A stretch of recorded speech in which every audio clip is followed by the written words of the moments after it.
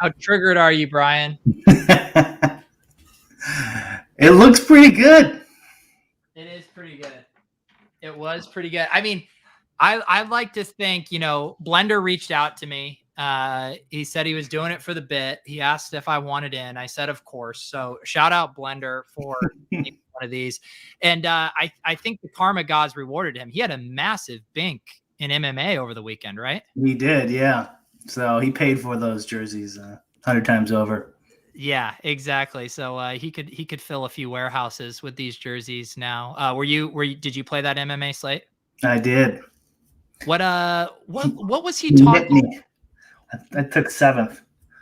What was he he was talking about Twitter that he changed his process or something up? Yeah, he started doing less dupes. Uh-oh. Uh-oh. You're saying you gotten that idea from? So this is a real snake eating its own tail kind of thing here. So now Blender's who we blame for pushing the no dupe stuff? Well, yeah, now he wins one and just tells the world. and now everyone's on to it. Now the edge is gone. Oh boy. I need to get back in those MMA streets, man. I've been too busy. I miss DFS. I even want to play some preseason DFS, and I just haven't had the time to devote to it. The people in the Discord were wanting us to talk some preseason DFS, but I don't feel like the two of us are probably the right people for that job right now. No, I don't play preseason. What are the prize pools? I think they've been fairly good. I did toss in a couple into that whatever the Hall of Fame game showdown contest. I'm looking to see what they have up for this week. Looks like there is a big slate on actually no, they haven't posted it yet. They have not. Oh, there is a showdown slate for Thursday. The Washington football team at Patriots. Prize pools look small so far. Who has the best preseason content? I think it's ETR. They got Adam and PSU fans is helping them out over there with their video content, and they're doing their tiered plays and stuff. But I actually haven't surveyed the marketplace, but I will cape for ETR's preseason content. Dick Chuck in my YouTube chat wants to thank Pete for all the puppy draft content, and it's possible he's duped a few of those teams. So see you in the finals. Oh no, you're looking at my screenshots and then remaking the teams. This is brutal. It is funny, like the appetite right now for best ball content. Like Spags and I had been doing our self-indulgent recap of playmakers and not getting many views, and then we just do a best ball draft on the stream and get 5x the views. Like the market has spoken and they want us to do best ball drafts. It does seem super popular. I was thinking about that, like how much money can they make though, because DraftKings does their whole season in a day. Yeah, like a Millie Maker, 100K to first, one big $300, $500 tournament. Like, how can you survive off that? Well, they also their big thing now too is they rolled out all the pick'em stuff, and I think that's where they're starting to see like their bigger growth is just from the parlay pick'em type games. Hopefully. Oh yeah, Terrell Davis wants to know if I don't know if that's a slip. He calls you the brain, has brain, but that's a good slip from our hand and brain exercise. Have you done any more drafts? Didn't you do a DraftKings one, right? Yeah, I did. I liked your team. I can't remember it right now, but I remember when I looked at the screenshot, I thought it was a good team. It was all right. It was like a Murray double stack. And then I tried to go with a Brady, or I was trying to pick up 2 wide receivers from the same team so I can get 2 stacks. Yeah. 2 QB stacks, and it didn't work. That didn't work out. And then the running backs were pretty weak. I missed 2 picks. Because then DraftKings doesn't have an alarm when it's your pick. It's so bad. Yeah. I don't get it. I've been doing the slow drafts and I get the notifications, but there must have been one where like if there's this window now where like I'm going to bed at like 12 to 12:30 and then I'm up by 7:30 or 8, and sometimes it's just like the perfect window where I'm not getting to the pick. And there's one team where I have 4 quarterbacks on it, like 4 quarterbacks early. And it's just like, it's so painful having to keep going in and making picks on a team that has 4 quarterbacks. It kills me. Yeah. Easy to stack. It is. Lots of stack options. Because I remember I tagged you, Harbs, the great Harbs posted that he was hopping in a 555, or that there was some space left. And his theory was that he thought there was going to be a few auto drafters other than yourself auto drafting a couple picks. Did you notice that in the room? It did seem like it. Yeah. Yeah. It's kind of hard to tell, but it did seem like a couple of teams were auto drafting. And there was also a guy who wasn't auto drafting, but it didn't seem like he was there. Okay. Yeah. Like he'd pick the highest. Is there a way to tell when those 55s are going to fill? Because remember before, it used to have the amount entered on the lobby, so you could tell when it's like 10 out of 12, and you're like, oh, okay, I can play in the next few minutes. But now I can't see it. Yeah.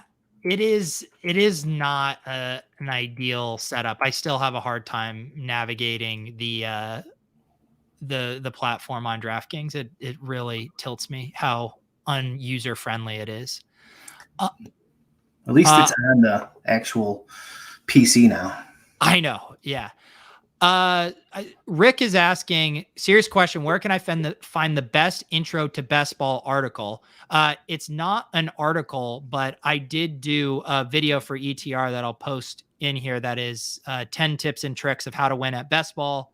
Looks at a lot of the data that Leone did, looking at constructions and win rates and stuff, and focuses on how to win the large field tournaments, mainly for underdog, but a lot of the principles can apply to DraftKings as well. So I will put in a plug for that video because I spent a lot of time on it. Another good one, Pete, what's that? That I guess we might as well talk about since Alex just tweeted about it. Me and you talk about this all the time. It's his 3rd tweet down here. Let me send it to you. Or you want to go share screen? No. I'll give it to you in the private chat here. Okay. That one.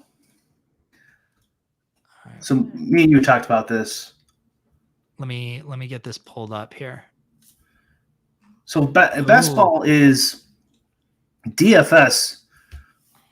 We've said it a million times. You really want to take first. I know it's easy. It's easier said than done. Trust me. But best ball is no different, and probably even more so. And they're pretty top heavy too. I was looking at some of the prize structures. Like I wouldn't even max enter some of these because I think the edge isn't there, in my opinion.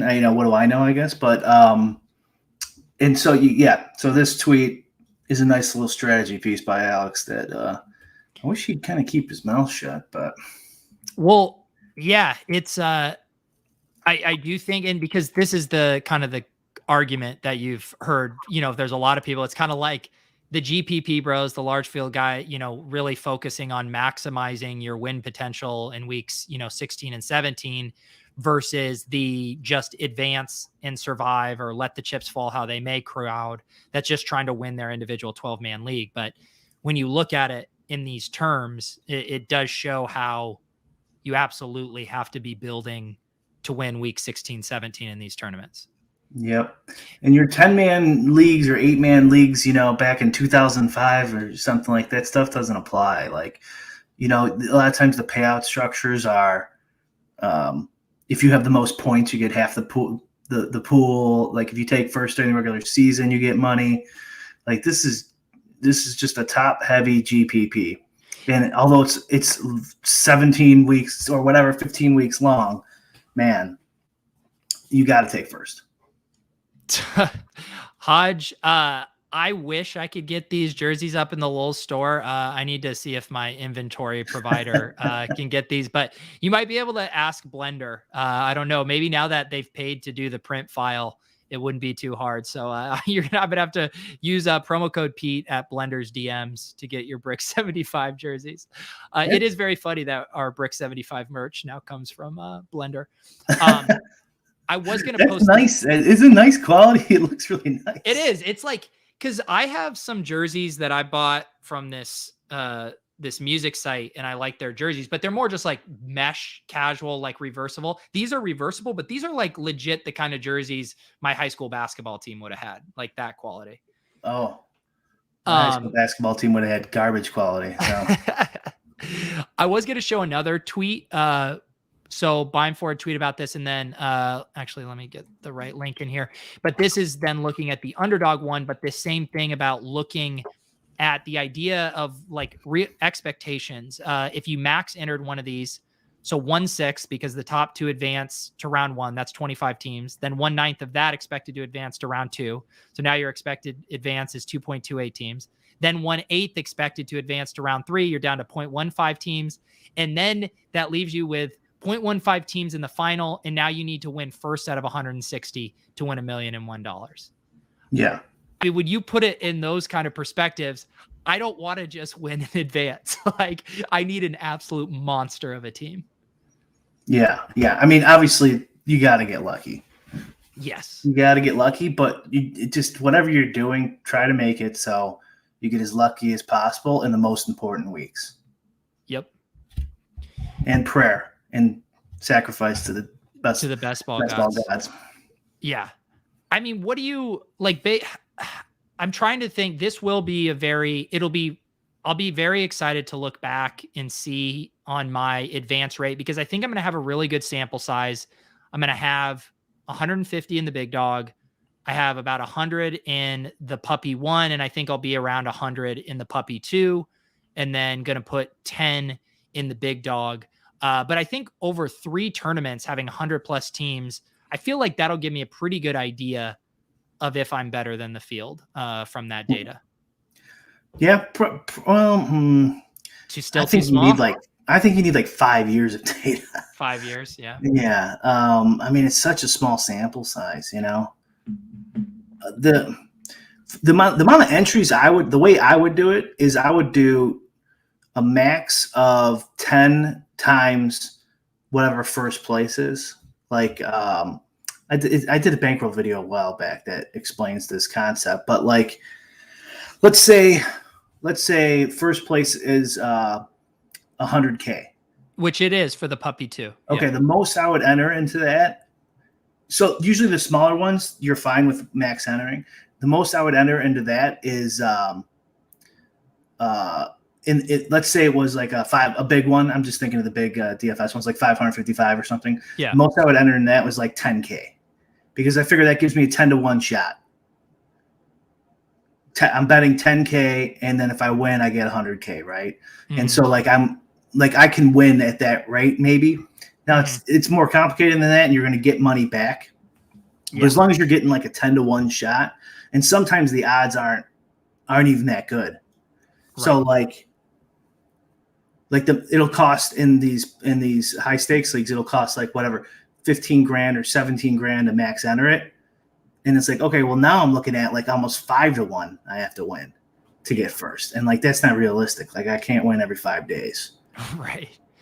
Yeah. Right? So yeah, I mean, the puppy one it's big. You're going to be it's at 98,000 entrants right now, and it's 87% full. 100,000 to first, 50,000 to second, costs $750 to max it. So that, like, look at the odds you're getting there. It's pretty good, but like, the field is enormous. Yes. But yeah, I would probably max that one. The big dog, I looked at that one. I would definitely not max that one. Okay, so that's a good example. So that is 250, right? Let's, if I have my memory right, let me get a calculator up. So yeah, I can get it pulled up here too. If you want to bring up the underdog lobby, it might make more sense. Yeah. Okay, so what's first? So 100K. Okay. Yeah. So there's 250 entry, 250 per entry, and what's the max entry? It's like 60 something. 69, I think. Yeah. What is it? 69. 69. Okay, so 250 times 69 to max center it costs $17,250.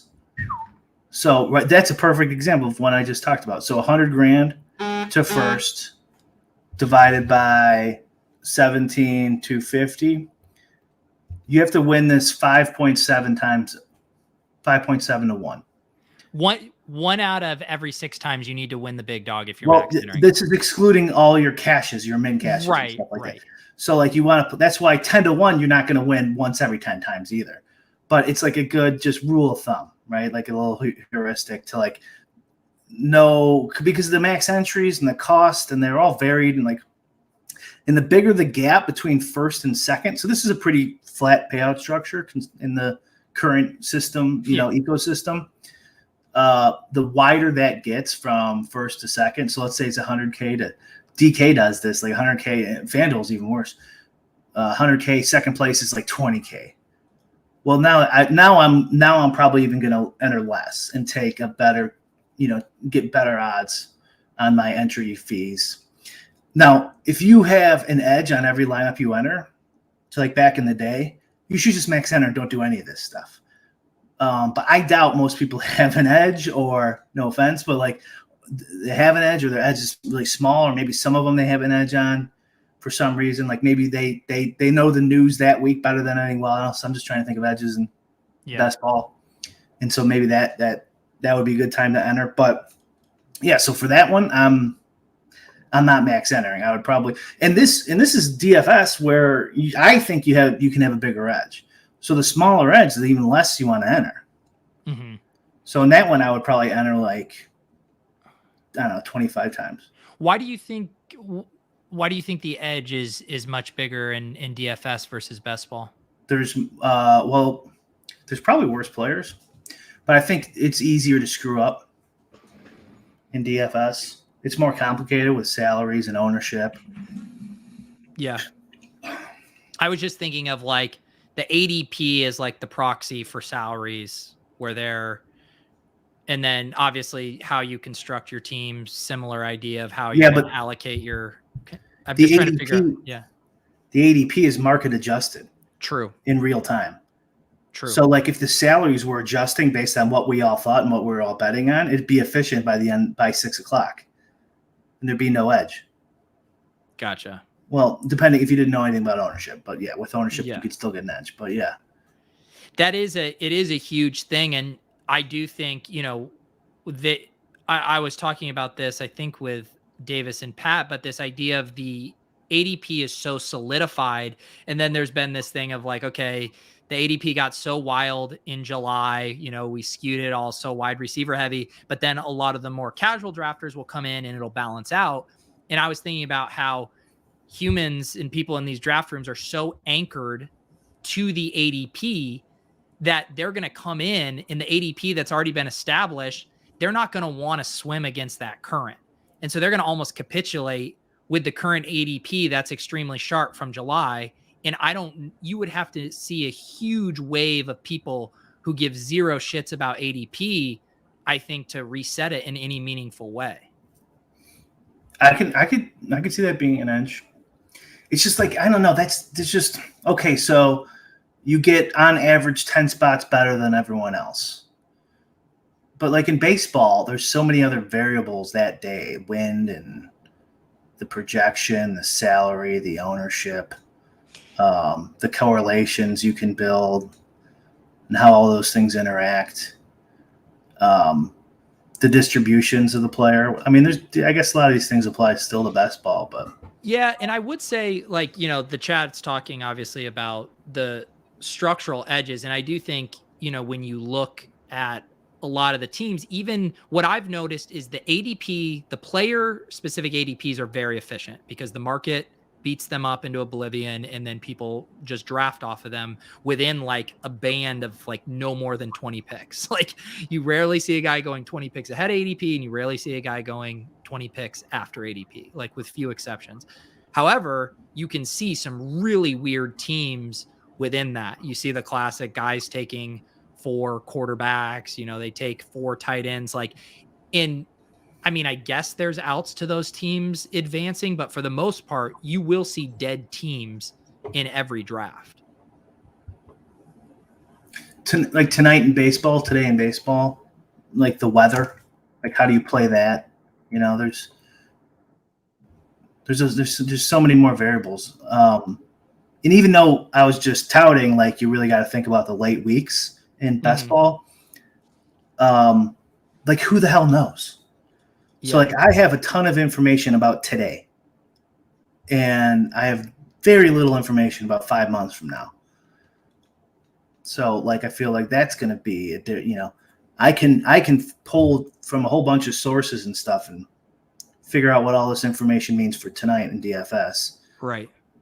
Baseball, best ball, yeah, I can still kind of do that, but man, it's a long ways out. And then that's what we're kind of getting some of our edge on, is trying to figure out what's going to happen in week 15, whatever. Yeah, but I think there are parallels. Like I don't know baseball well at all, but I do know that, you know, the home runs and those singular events are very random, and isn't one of the most profitable things is to just play the ownership game. The field gets very confident on a team in a, you know, good spot, and you just playing another team that's in a similar spot but not quite as good at lower ownership, and then you just embrace the variance when it hits. I feel like there's similarities too with how you can construct your best ball teams. The field is very certain about certain situations, and you're able to build more anti-fragile constructions, whether that's the hyper-fragile, whether that's the zero RB. So I don't know. I do think there are parallels. I see what you're saying. It is, you need a lot of luck though over. You know what they should do is, this might be the worst idea of all time. I'm just thinking of it right now. So is the best ball but DFS structure. So you open it up. Anyone can enter at any time from now. There's no draft. You pick your team based on salary. Then it becomes an ownership game. Then you're like, okay, we know like 30% of the people are going to take this Russell Wilson stack or something. You know, I'm just making this up. And then you're like, okay, now we're playing. Now we got an ownership advantage as well. And you can just draft whenever you want. It doesn't matter. You get 150 cracks at it. Yeah. And then it's the same thing. Best ball rules. Yeah. Yeah, that would be interesting. Yeah, I mean, I know like Beimfor is very confident that he thinks there's still huge kind of structural drafting edges in these tournaments. It does go to your point though. If you're trying to win first place in these time horizon, like on a long time horizon, it could take you, like you could be a very good best ball player and fire at this Best Ball Mania 2 for a long time and never realize that edge. These are huge tournaments too. Like, I mean, I basically just repeated what you just said, but I'm disagreeing with you. Like, I'm emphasizing it. Like, you could be the best ball player of all time and easily go broke because it just takes so long to realize these milli makers. Come on, like,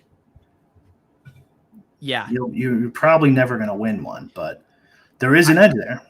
Yeah, and I will say too, like in my one, you know, I made the finals in the $5 one last year. I think I'm a way better best ball player now. But when I look at my lineup that made it there, it has all of the properties of the things to tilt the deck in your favor. I had my double stacks with both my quarterbacks. I had bringbacks in the week 17 game. I had a zero RB roster that allowed me to access the high ceilings of the pass catcher. And then I was hitting random pockets. I got a Tony Pollard week because Zeke was out and he was that. So like all the anti-fragile correlation, all of that stuff I could pack into that team. That's the team that did well. And I guess that's at least encouraging for me to know, yes, I got lucky that I hit the parlay on the 4 pass catchers that had insane seasons, but that structure set me up to take advantage of it.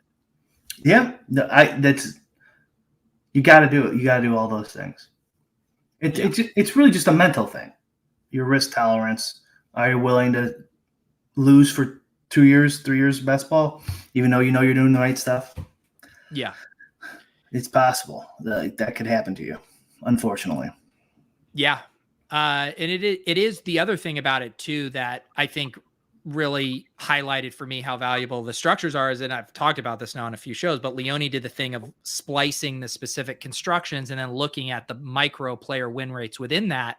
And there's some like weird players within there, like Josh Jacobs and Todd Gurley had really good win rates in these hyper fragile builds, which those guys had blah seasons, but because they were within these solid structures, it was able to get the most out of those. In the same way, there was Eno Benjamin, this random Cardinals running back who did nothing last year, that had this huge individual win rate in zero RB teams because zero RB drafters were traditionally drafting him as a late round flyer, but their construction was so solid that it like brung along a random player into a positive win rate. That's interesting.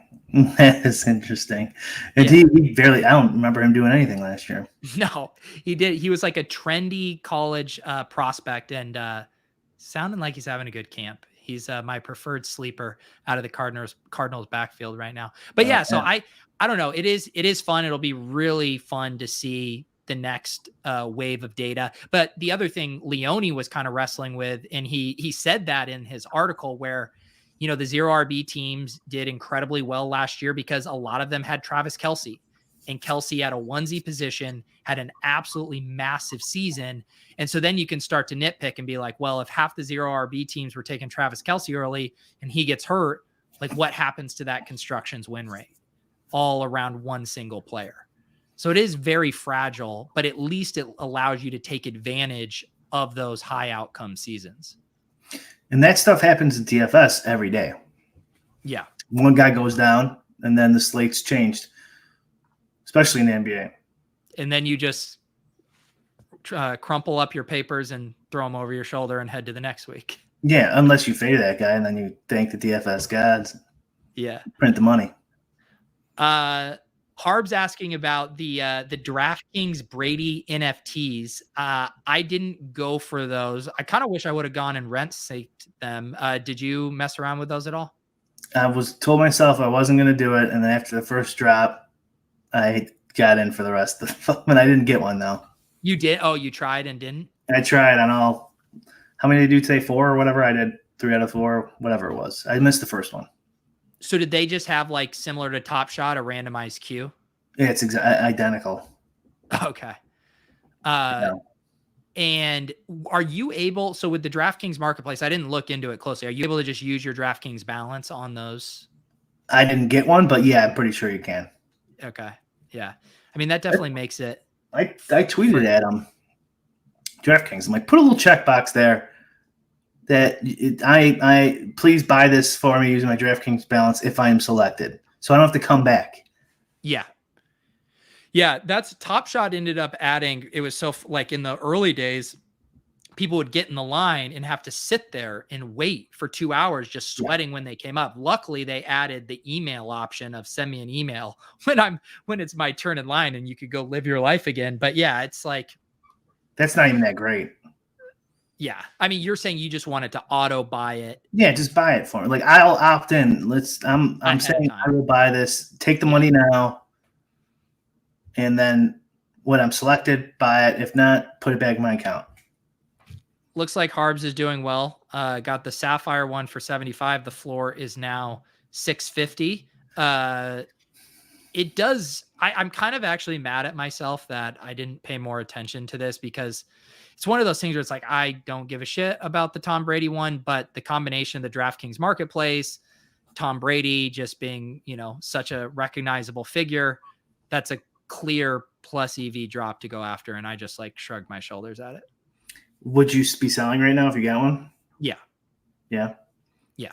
I would. Yeah. I mean, I have no idea. I mean, 75 to 650, almost 10x there. That sounds pretty nice to me. 15% fees. That's what their marketplace fee is? 10% to that company. What's the company? Authentic Autographs or something? Whatever. Starts with an A. 5% DraftKings. That's high.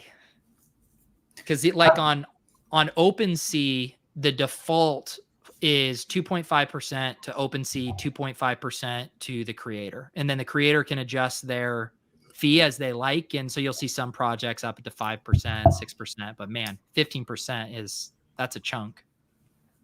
So every time that sells, the creator gets that 2.5, huh? Yeah. That's pretty awesome.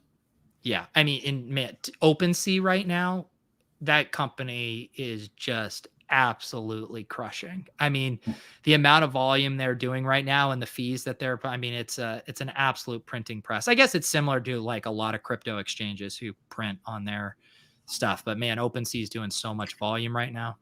That's what I was hoping DK would be. Like they'd be more like, okay, you can sell your Top Shots on here, you can sell whatever on here. That would be cool using your DK balance. I mean, I wonder if Top Shot was on OpenSea, if it would matter, because like everything's pumping. These Brady NFTs everything's pumping except Top Shot. No, Top Shot is back to pumping. Is it? Because I looked at my account yesterday and it's like lowest of all time. Well, it's because you just have all the high end stuff. Well, shouldn't that be going for a ton of money if everything else that's high end is going for a ton of money? I mean, I'm not smart enough to understand how the market would work, but it does make intuitive sense to me that it would bubble up where the most interest coming on the lower stuff, and then as more people come in. But I know like Dingaling, who's a guy who's been scooping up a lot of the, first mint cereals, last mint cereals.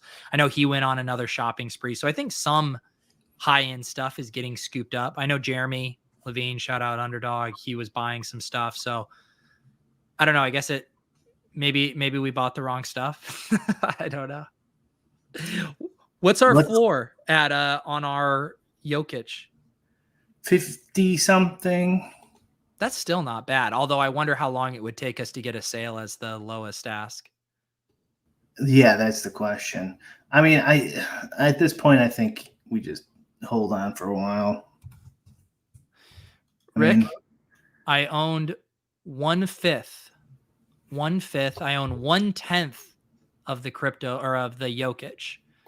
But owning 1/5 of a CryptoPunk is a lot better than owning 1/10 of a Jokic. I know. I wish we would have been in the CryptoPunks. Dude, if we would have like when you and me and Pat and Jack and like we were in that mania, if we would have just focused on CryptoPunks, we probably would have made a couple million.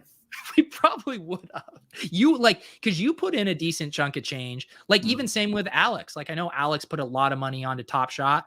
Yeah. Like if Alex had bought 10 CryptoPunks or whatever, yeah, that market is insane. What's the saying? Like invest in what you know. So it's like, okay, we'll do that. No, invest in what you don't know. Apparently, CryptoPunks.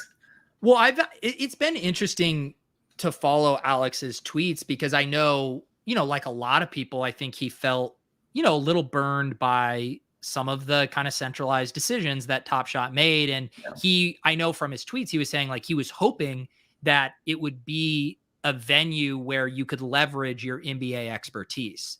And that just didn't prove to be the case based on the market fluctuations and the over minting and all that stuff. So I can see the frustration for sure. I mean, I feel the same way as he does. I don't want to shit on the company and stuff like that. Like, I don't know. I just don't really feel like it, but I feel the same way. Like, I feel like if they did nothing after when we got in, absolutely nothing except fix the KYC stuff and got everyone their money, they'd probably be booming now too. What do you mean by nothing? Like, don't print any more. Obviously, they need money and stuff like that. But leaving that stuff aside, I'm saying this singular thought of if they didn't print anything else, they just got everyone their KYC checked, and all there was Series 2s or higher, it would probably be pumping right now. And another thing like that, one of the reasons it is doing better is they raised the cap. You can now list for $1 million. Before it was $250,000. I think they now changed the limits on the amount of crypto and money you can get on the site quickly. So like it is getting less frictionless, I think, for the users, which is good. Yeah. Okay. I guess I shouldn't have, and raise the limits too. Like that one, they should have done a while ago, or anything to do with like bidding or things like that. Fine. Go ahead and change.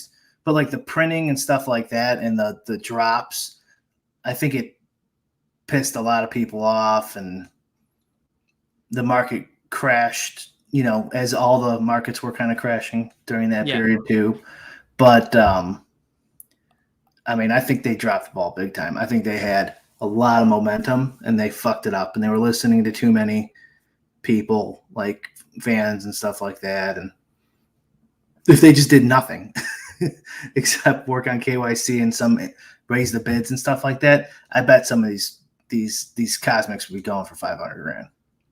Yeah. Who knows, obviously, but yeah, I do see what you're saying. I think there would have been more momentum, if you had more buyers, like especially during that mania, if they were able to onboard more people, not have the limits, you could have seen some sales that even brought in more people just because would have been making pretty big waves. But on the other hand, I still feel like the thesis of buying the cosmics and some of those lower mint and special series was that they would be able to withstand over minting on the lower tier end. And you're always going to have those as kind of the gateway of getting new people introduced to the site. Like most people aren't going to come on the site and buy a cosmic. They have to get hooked and have fun and interact with the platform. So I don't know how you avoid that, especially too when the whole point is to like be giving out new collectibles that reflect cool highlights. Like they can't just say, all right, Anthony Edwards had this sick dunk, but because we know it's better for the market not to mint anything more, we're not going to produce this moment. No, I think you could. Because the demand would still be there. I think people would just be trading on the platform, and the prices would go up. Maybe I'm wrong. But apply those principles to CryptoPunks. Mm-hmm. Do you need do you need the fan to get involved in CryptoPunks? Why is that doing so well? Do any of those concepts apply to CryptoPunks? I don't think so. Yeah, but I would say they're different types of projects, right? Like, I mean, CryptoPunks is like a static 10,000 avatar project. The NBA, like what? Well, that's what I want. A static 10,000 NBA product would have done a lot better. Right. But if we would have, so the one thing that everyone got excited, obviously not for them, but yeah. No, yeah. And the one thing that got everyone excited about Top Shot was the official NBA license. Like that was the oh my God, this is going to be too big to fail, $7.5 billion valuation. But to your point, if you actually looked at like the early fundamentals, okay, this was a project in CryptoPunks that released 10,000 of these for free. They were all claimed just for whatever the cost of gas was. It's pretty much decentralized in that the Larva Labs has basically no control over it. There's no fees for trading CryptoPunks. It's all, Ethereum native to, I just feel like when you look at the fundamentals, it makes sense why that project does so well. Sure. But I mean, it is Flow native, right? It works exactly the same way. Yeah. I mean, I'm just saying like the idea of you have to get the casual fan in and stuff like that. It's like, no, you don't. CryptoPunks proves that's not true. And I would say, I think NBA Top Shot's goal is much different from like the Larva Labs CryptoPunks goal. Like Top Shot wants to be like a global phenomenon. I think they want to make their OG collectors happy, but I think they also want to onboard a ton of users, and there will never be more than 10,000 CryptoPunks users. And I don't think Top Shot would ever be like, we only want there to be 10,000 people using our stuff.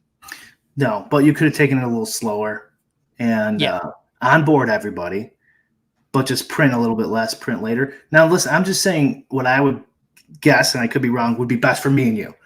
I'm not talking about Top Shot. For Top Shot, if I was in charge and someone comes up to me and goes, yeah, we could print a new series every 2 weeks and just make like 15 mil or whatever it is. They make a ton of money, just hand over fist. I'd be like, print. Make Money machine go. Do that. Whatever you said, just do that. Do that. Yeah, keep doing it. I mean, I would do the same thing, honestly, if I was the head of the company. But I think that is so now. Like people come on and they're like, "Oh, okay. Well, now there's like a billion different cards. I don't even know when some of these are going to be capped." And then it lost its luster, and when it loses its luster, the high end stuff, no one's going to be paying these ridiculous amounts. Yeah, there has been a sentiment change, and even though the high end stuff hasn't quite caught up, there has been way more activity. I think some of the utility stuff that they promised upon, that it has actually started to deliver with their finals experience, draft experience, summer league stuff. I I think they're on the right track. I was like a big beneficiary of completing that Cool Cats Master Challenge. They announced all the utility for that. The set is like 5x'd since that announcement. They're going to be sending free merch and all this stuff, and they airdropped 3 packs into my account. Like, again, you could say they were too reactive and, listening to too many people who were upset and then making decisions based on that. But as a beneficiary of the Cool Cats Master Challenge rewards, I think it's headed in the right direction in that way. Like, if I really think I'm right. Like, I know you can't run the company this way, but like, think about CryptoPunks. Let's say how they released CryptoPunks 2 now. Same company, whatever. It's nothing to do with the first one. They basically did the me bits. Yeah. Okay, there you go. Whatever. I guarantee it's in demand, right? Yes. So like, and it's in demand because of the first thing. So like, if they would have waited, and like the only things people could buy were these smaller, issued, more expensive. Like, eventually then the interest would build, right? Because then assume I'm right and Cosmics are going for $500,000 or something like that. Then they're like, okay, here comes the next one. It would sell out in a second. Now, I mean, it turns out when they would print new stuff, it would sell out in a second anyways. So for them, it makes sense. It made sense. But like, if you have all this hoopla around like the CryptoPunks do, whatever next you're going to do is going to crush automatically. And they didn't let it build up enough. Yeah. But I just like think about the entry point right now. I mean, Andy and his site Fractional, he's making it possible for people who want to buy a CryptoPunk but can't afford one at the outrageous prices to buy a fraction. But don't you think it would completely stunt Top Shot growth on the, like, there's, if the only thing to come on and the lowest ask was $1,000 for a moment, and it was just like, I feel like the other dynamics is the pack stuff too. Like, that was what was so fun for so many people, was the mystery box of the packs. I think that's cool. I just think you could still have all that stuff, and it could have increased the interest by printing less and keeping people in that current marketplace. And like, it's not like healthcare. Like, we don't need to make low entry points to keep people alive, right? Like, art can be super expensive. It's not like we need a cheap Andy Warhol, so everyone can enjoy it. Not that it's art, but you know what I mean. Yeah. Yeah. So our Jokic lowest is 53,400. The Chris Paul is 35,499, and the Tatum is $100,000, and the Ja Morant's 5,998. Dude, yeah, that was one of our worst. That was when it was starting to tank. Yeah. It still wasn't enough of a deal. And I think we did a podcast where I talked about like how risky I thought like Trae Young and John Moran are, and then the next day we buy one. Yeah. Let's see here. Lundar, do you think Top Shot mass produced just to raise revenue, or they caved to the masses complaining about not getting packs? Probably a little of both columns, right? Yeah. And then the way they justify it in their head, who knows? They could say, no, we're justifying it to give people what they want. But really, it's, printing money hand over fist. Yeah. Yeah, I do think, I saw someone say it. I mean, they didn't have a roadmap. They were firing from the hip here, as Marathon says. So I think they've learned a lot of valuable lessons on the fly. I think they've made a ton of mistakes. I can personally I can't even imagine if I went from, servicing 5,000 people to servicing 500,000 people in the course of 6 weeks, like what kind of strain that would put on your infrastructure and roadmap and how you think. I mean, like a bomb went off and they weren't ready to handle it. You know what you do? You print, and you print money. That's what you do. And that's what they did. Yeah. So I feel like I'm having deja vu talking about Top Shot. We don't need to talk about. I just really want like that premium. This is totally selfish, obviously, but I think they really need that premium thing, that Honus Wagner, the CryptoPunk, And then that's what gets people like the dream. Like, oh, maybe this card, maybe this moment, maybe this CryptoPunk will be worth $1 million one day. You know, maybe this me bit will be worth it. You And want that Michael Jordan set. It doesn't have that allure right now. Yeah. Because they printed 1 million goddamn moments. Yeah. Yeah. I think I still think over time their infrastructure and the things they have going for them are going to win out. I do almost think that it seems crazy to say, but I do think they're too big to fail with what they have going. I think it's just probably going to take longer than it needed to get to where they could get. But what looks like success can mean different things to different people. So they can remain profitable for 50 years. That doesn't mean the Cosmics are going to be worth 500 grand. Like they could just make money other ways. They have no competition because they own the license. Right. You know, so they could just be making $1 million a drop for the next 50 years or something. And that doesn't mean that Cosmics go up. No. Nope. That would be a success in their eyes, but not a success in our eyes. Yeah.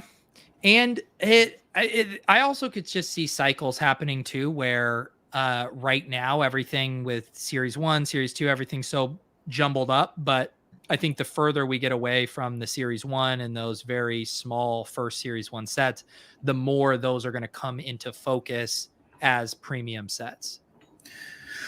Yes, I do think it's going to go up. It's, you know, assuming this clown market stays the way it's going, I would assume that it will go up. I'm just saying, theoretically, a success can mean two different things. Like to them, they might not have the same goals that we have. And in fact, they probably definitely do not. No. I think they're fully in customer acquisition growth mode still. Like I think they're less concerned about the economics and the market. Do you think, because I've thought about everyone has an avatar now on their Twitter handle, their Twitter avatar, and do you think it's jumped the shark? Like the avatar stuff? Yeah, because everyone's got their monkey or their CryptoPunk or whatever. Did you?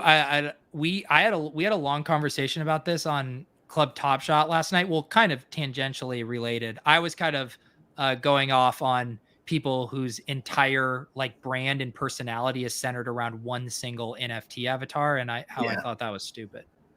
Because now that everyone does it, I want to do the opposite. So I don't know what the opposite is. Is there some sort of NFT I can buy that would be the opposite of? You know what my handle? The most subversive thing you could do right now on NFT Twitter is just have a very smiley business professional photo of yourself, like a LinkedIn profile picture. I can't do that one though. I have to like this. I have to take my suits into the dry cleaner I haven't used in like 6 years. Yes.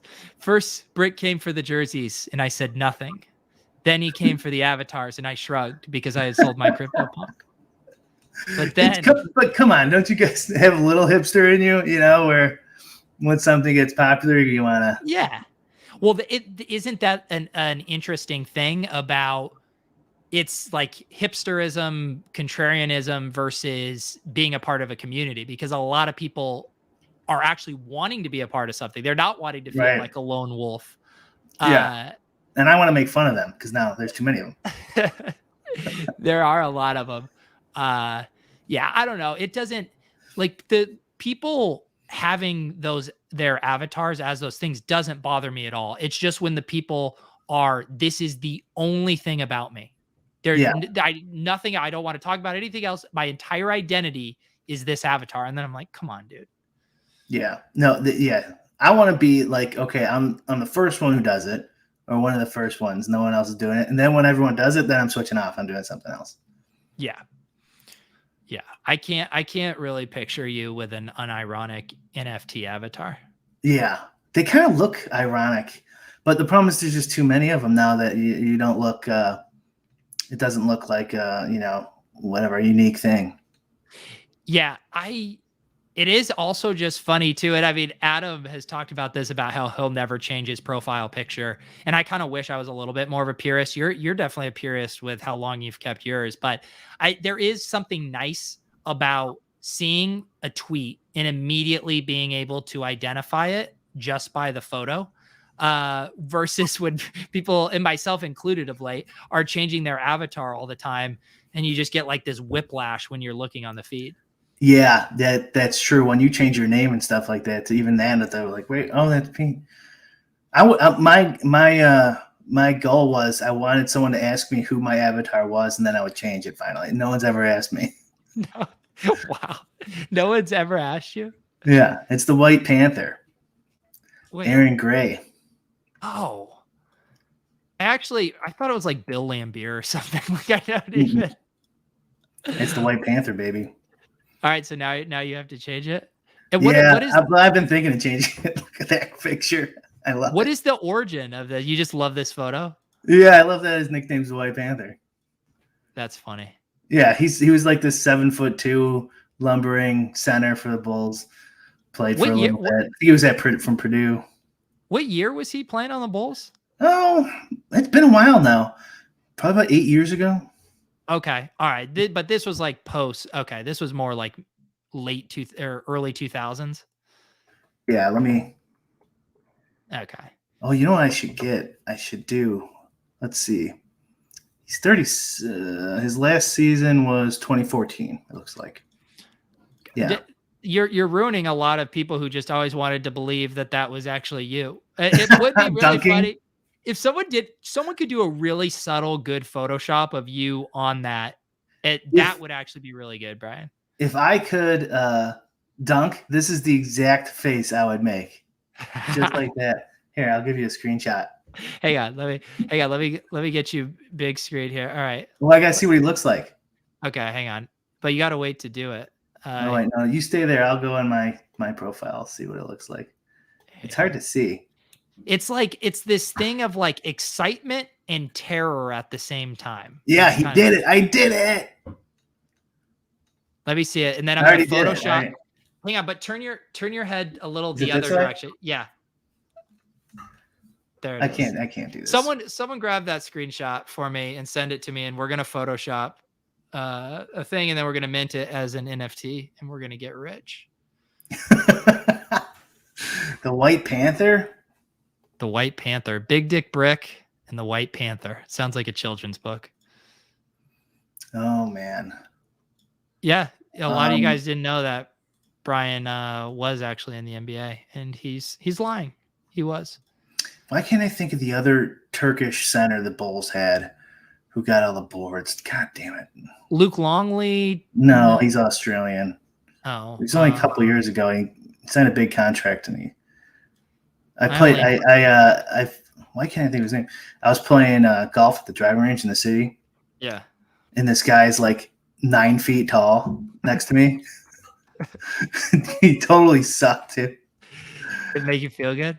And then he's like, "How far is that?" And his English is pretty good.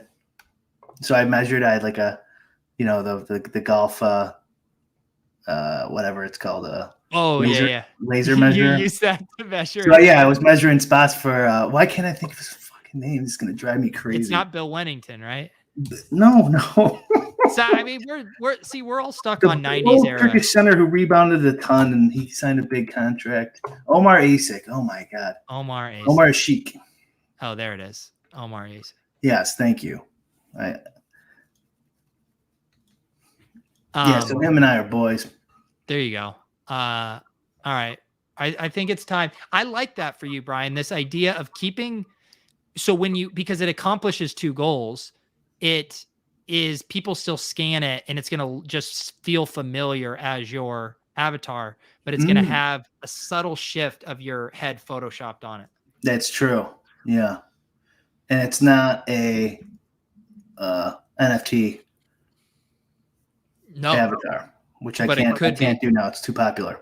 10,000 brick White Panther NFT drop. They're all the same, all the exact same traits and properties. Only 10,000 ever made. 10,000? That seems a little high, don't you? You got a big fan base, Brian.